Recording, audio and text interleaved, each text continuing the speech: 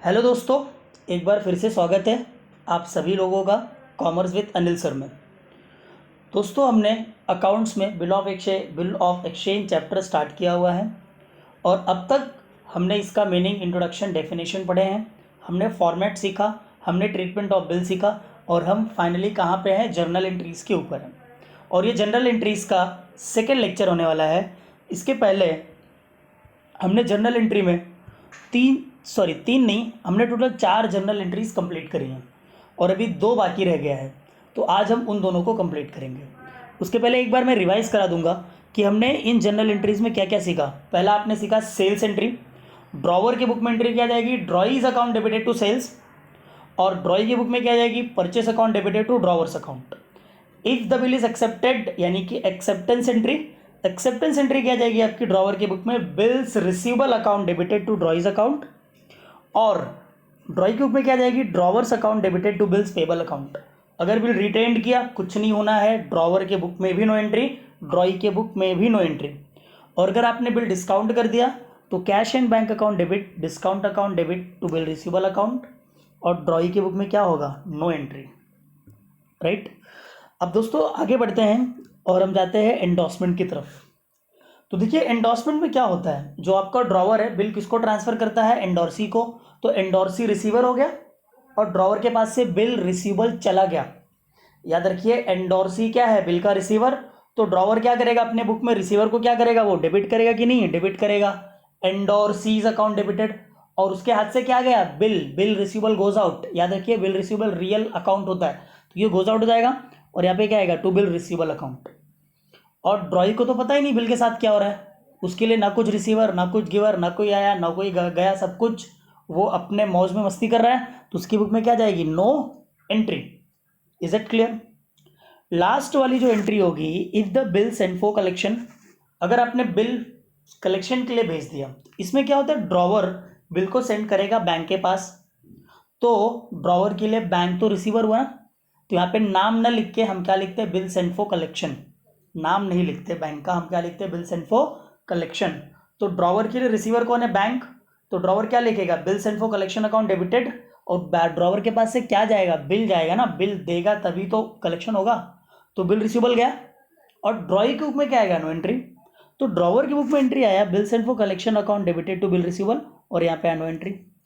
अब आपका काम है क्या है? इन एंट्रीज को याद कर लेना है, बहुत ज़रूरी है, क्योंकि इन एंट्रीज़ को याद किए बिना आपका कोई काम नहीं होने वाला है। इन एंट्रीज़ को आपको याद करना ही है। Is it clear? तो मैं याद करने का सिंपल तरीका बता रहा हूँ। आप पहले 3 जनरल एंट्री याद कर लो। कौन कौन सी? सेल्स, एक्सेप्टेंस और उसके बाद में रिटेनिंग का। सेल्स एंट्री ड्रॉवर के बुक में drawee's account debited to sales. Drawee की बुक में purchase account debited to drawer. Acceptance entry drawer की बुक में bill receivable account debited to drawee's account. और ड्रॉई की बुक में drawer's account debited to bills payable account. अगर आपने retained किया, नो एंट्री नो एंट्री। अब देखिए, इसके बाद में discounted, endorse and bill send for collection. तीनों में क्या होता है? ध्यान से सुनिए, तीनों में क्या होता है? बिल रिसीवेबल क्रेडिट होता है। डिस्काउंट करोगे, cash account debit, discount account debit. Endorse करोगे, endorsee account debit. Bill send for collection करोगे, bill send for collection account debit. और क्रेडिट में क्या? Bill receivable. तो याद हो जाएगा आपको एंट्रीज। तो ये याद रखिए, आपको ये एंट्रीज याद करनी पड़ेंगी, तभी आपको समझेगा। Is that clear? तो चलिए मुझे बताइए जरा कि ड्रॉई के बुक में सेल्स एंट्री क्या जाएगा? Sir, drawee's account debited to sales account. Drawer की बुक में, ड्रॉई की बुक में क्या जाएगा? Purchase account debited to drawer's account. Acceptance entry क्या होगी? Bill receivable account debited to drawee's account. और drawer's account debited to bills payable account. और उसके बाद में आपका ट्रीटमेंट में रिटेंड किया तो no entry no entry. Bill को डिस्काउंट किया, cash and bank account debit, discount account debit to bill receivable. Drawee की बुक में नो एंट्री। बिल को एंडोर्स किया, ड्रॉवर की बुक में endorsee's account debited to bill receivable account. और drawee की बुक में नो एंट्री। और उसके बाद में बिल सेंड फॉर कलेक्शन गया तो bill send for collection account debited to bill receivable. और ड्रॉई के बुक में no entry. Is it clear? तो ये आपको याद होना चाहिए, बहुत ज़्यादा इंपॉर्टेंट है ये सारी की सारी general entries. Is it clear? तो आई होप आपको समझ में आया होगा। तो दोस्तों आज के लिए इतना ही। तो हमने फिलहाल पहला पड़ाव कंप्लीट किया है। हमने एक टाइप की जनरल एंट्री सीखी है। डोंट वरी, कुल 20 या 19 जनरल एंट्री मिलेंगी आपको बिल ऑफ एक्सचेंज में। अभी तो हमने खाली 6 एंट्री कंप्लीट की है। Is it clear? आपका होमवर्क क्या रहेगा? आपका होमवर्क रहेगा इन जनरल एंट्रीज को लिखिए, लिखने के बाद इसको याद कीजिए। Is it clear? क्योंकि जब ये एंट्रीज याद रहेंगी तो हम मिलेंगे अगले लेक्चर में, और अगले लेक्चर में मैं आपको पढ़ाऊंगा एक क्वेश्चन। Is that clear? हम प्रैक्टिकल प्रॉब्लम सॉल्व करेंगे बिल ऑफ एक्सचेंज का। Is that clear? देखिए, मैं एकदम छोटे से स्टार्ट करूंगा, छोटे से छोटे लेवल पे, ताकि सबको समझ में आए। Is that clear? तो आपका काम क्या रहेगा? चैनल को सब्सक्राइब करो, ज़्यादा से ज़्यादा लोगों तक शेयर करो। और एक चीज़ याद रखिएगा, मेरा टेलीग्राम पे चैनल है कॉमर्स विद अनिल सर। बहुत लोगों को मिलता नहीं है, तो मेरे कुछ वीडियोस के डिस्क्रिप्शन बॉक्स में है।